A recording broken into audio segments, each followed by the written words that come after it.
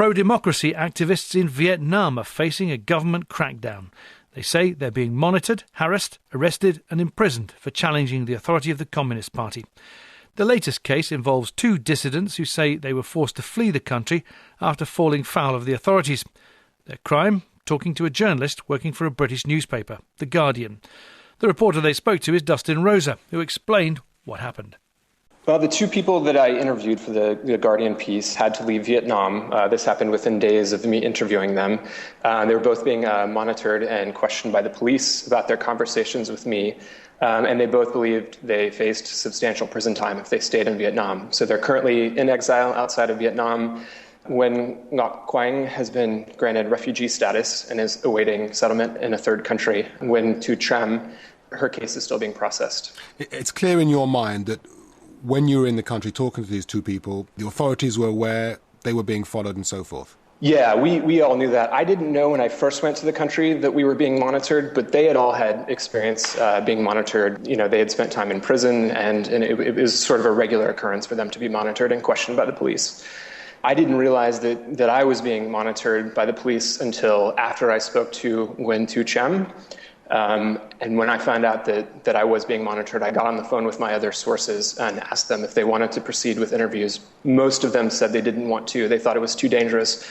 But when Quang said he still wanted to go ahead with the interview. I mean, does their case highlight, do you think, what is happening today to many pro-democracy activists in the country? Is it pretty much par for the course that this sort of thing is likely to happen? Yeah, absolutely. I mean, ever since 2006, when a group of dissidents got together and they released a petition, a pro-democracy petition, the group is known as Block 8406 for the date of the petition, there's been a cycle of growing and easing repression. And I think we're currently in a pretty prominent crackdown. This has been happening since January when there was a party congress, when the Vietnamese authorities got together to map out the future of the country for the next 5 years. So since that time, it's been pretty intense for activists. Since July 30th, 15 religious activists have been thrown in prison, and other activists have faced monitoring, harassment, and possible jail time too. Is it also the case of the authorities perhaps being a little bit worried by what they're seeing elsewhere in the world, notably the Arab Spring? Yes, I think so. And then also worries about a possible Jasmine revolution in China. And the factions that control the Vietnamese government are all conservative. So it's just really not in their interest to allow dissent to happen.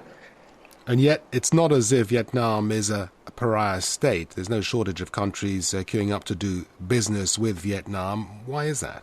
Well, its economy is growing substantially. Ever since the mid-'80s when it opened up, it's seen steady economic growth. Tourism is growing there. It's a growing destination for Western tourists. And then I think also countries like the United States see Vietnam as a counterbalance to China in the region. And the U.S. has been vocal in taking Vietnam's side in disputes with China over islands in the South China Sea. But I think what's happening is the United States and these other countries are not talking about human rights in their relationship with Vietnam.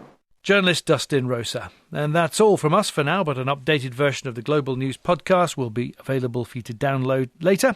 I'm Mark Whittaker. Until next time, bye-bye.